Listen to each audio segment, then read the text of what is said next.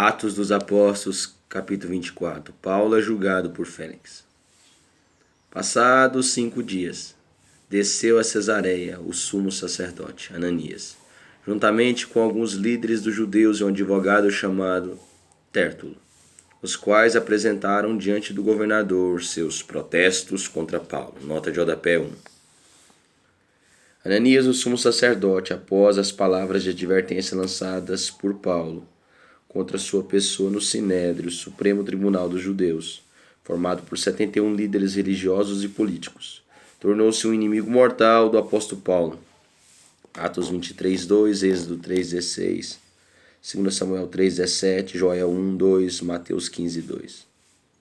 Por isso, se dispôs a viajar cerca de 100 quilômetros de Jerusalém até Cesareia, com o objetivo de colaborar pessoalmente na possível condenação de Paulo. Algumas versões traduziram literalmente a função de Tértulo como orador. Entretanto, conforme a lei, era necessário que uma pessoa idônea, versada nas leis romanas e em retórica forense, assumisse a missão acusatória formal do processo contra um cidadão romano. Tértulo era um judeu helenístico, familiarizado com os processos do tribunal de Roma. Quando foi requerida a presença de Paulo, começou Tértulo a acusá-lo. Excelentíssimo Félix, havendo nós, por teu intermédio, desfrutado de um longo período de paz, bem como, por tua providência, reformas são continuamente implementadas nesta nação. Em tudo e em toda parte nós reconhecemos teus benefícios com profunda gratidão, ó excelentíssimo Félix. Nota de rodapé 2. Dos altos escalões do poder desde a antiguidade, lisonja, bajulação e subserviência são atitudes desonestas empregadas por alguns para conquistar favor e benevolência. Portanto, a fim de não tomar-te mais tempo, rogamos-te o favor de ouvirmos-nos por breve momento. Concluímos que este homem é um perturbador, porquanto promove tumultos entre os judeus pelo mundo todo, sendo o principal líder da seita dos nazarenos. Nota de rodapé 3. O promotor de acusação tenta incriminar Paulo, acusando-o de ser o principal líder de uma seita judaica. Já era comum chamar os cristãos de nazarenos, por causa da terra natal de Jesus. Assim, Tértulo aproveitou esse fato para transformar em 2 acusações fatais contra Paulo: ser líder de uma ramificação religiosa ainda não aprovada por Roma, o que era frontalmente contra a lei, e provocar tumultos, desordens públicas ou dissensões em várias das províncias romanas, o que era sumariamente interpretado como um ato de traição a César e, portanto, sujeito à pena capital, à morte. Ele tentou até mesmo profanar o templo, mas nós o prendemos e era nosso desejo julgá-lo conforme os ditames da nossa lei. Entretanto, o comandante Lísias interveio e, usando de violência, o arrebatou de nossas mãos e ordenou que os queixosos viessem apresentar seus protestos diante de ti. Assim, se tu mesmo interrogares, poderás verificar a verdade a respeito de todas estas acusações que estamos fazendo contra ele. Em seguida, os líderes judeus confirmaram a acusação, testemunhando que tais afirmações eram de fato verídicas. Paulo expõe sua defesa. Então Paulo, tendo atendido ao sinal do governador para que falasse, exclamou: sei que há muitos anos tens sido juiz sobre esta nação e por esta razão sinto-me motivado a falar em minha própria defesa. Nota de rodapé 4. Paulo atende ao regime protocolar, respeitoso e formal para sua defesa. Entretanto, não usa de adulações e falsas exaltações. Paulo cita fatos exatos e comprovados e apela à justiça. Bem podes verificar com facilidade que não faz mais de 12 dias desde que subi de Jerusalém para adorar a Deus. Aqueles que me protestam não me acharam conversando com ninguém no templo, nem tumultuando o povo nas sinagogas ou em qualquer outro lugar da cidade.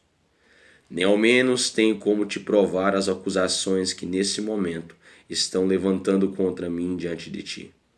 Contudo, confesso-te que sirvo sim ao Deus de nossos pais como discípulo do caminho. Aqui denominam seita. Creio em tudo o que está de acordo com a lei e no que está escrito nos profetas, depositando em Deus a mesma esperança desses homens, de que haverá ressurreição tanto de justos como de injustos. Nota de rodapé 5. Paulo demonstra que o cristianismo não seria uma seita do judaísmo, mas que Jesus veio completar a obra da salvação da humanidade, desde a antiguidade, anunciada e profetizada por todos os servos do Senhor. Neste sentido, seguir o caminho da justiça e da verdade era dever de todo judeu. E Paulo não se excluía dessa condição, pois era judeu de nascimento e por fé em Deus e em sua palavra. Aguardava a ressurreição dos salvos e o juízo. Como todo bom judeu, o que deve ter acirrado a antiga polêmica entre saduceus e fariseus. Paulo aproveita para alertar que os injustos, não salvos e injustificáveis também serão ressuscitados, todavia para a condenação final. Apocalipse 20, do versículo 5 ao versículo 12.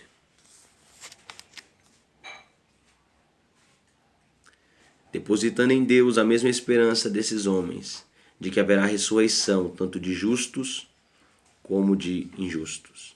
Por esse motivo, busco sempre manter minha consciência limpa na presença de Deus e dos homens. Nota de rodapé 6. Paulo faz referência ao autoexame de consciência diante de Deus, e que toda pessoa deve fazer periodicamente, a fim de verificar se seus sentimentos e atitudes estão condizentes com a vontade soberana do Senhor, ou apenas reflexos do arbítrio egoísta e predatório do indivíduo humano, da sociedade em que ele vive. Romanos 2, versículo 15, e Romanos 9, versículo 1. Depois de vários anos ausente de Jerusalém, voltei trazendo ajuda financeira doada ao meu povo, bem como para apresentar oferta a Deus. Enquanto assim procedia, já cerimonialmente purificado, encontraram-me no templo, no entanto, sem envolver-me em qualquer incitamento público ou tumulto. Nota de rodapé 7. Paulo oferece um outro fato comprovado das suas reais intenções e ações. Ele havia trazido uma soma considerável em contribuições e esmolas oferecidas pelas igrejas cristãs na Ásia e Europa para ajudar o povo necessitado, em todos os sentidos de Jerusalém, especialmente naqueles dias. 1 Coríntios 16, versículo 1, 2 Coríntios 8, 1, Romanos 15, 25, Atos 24.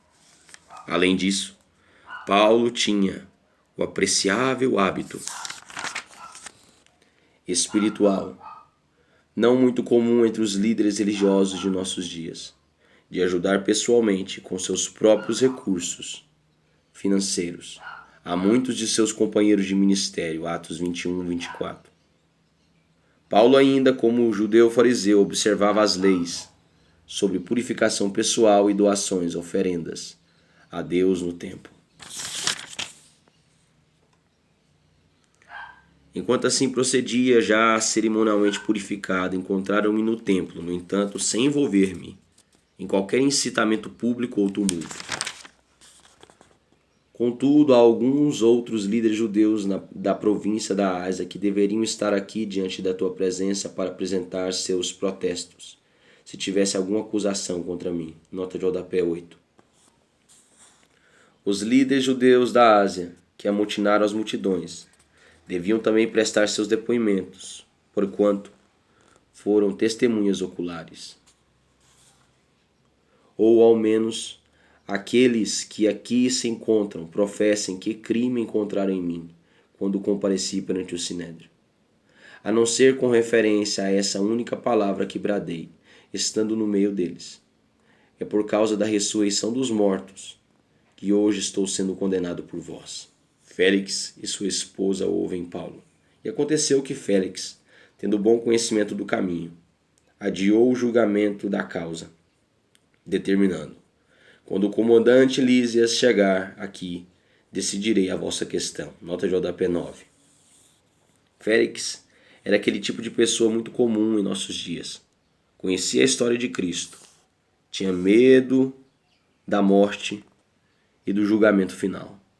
Mas não queria saber de entregar sua vida para ser conduzida pelo Espírito de Deus.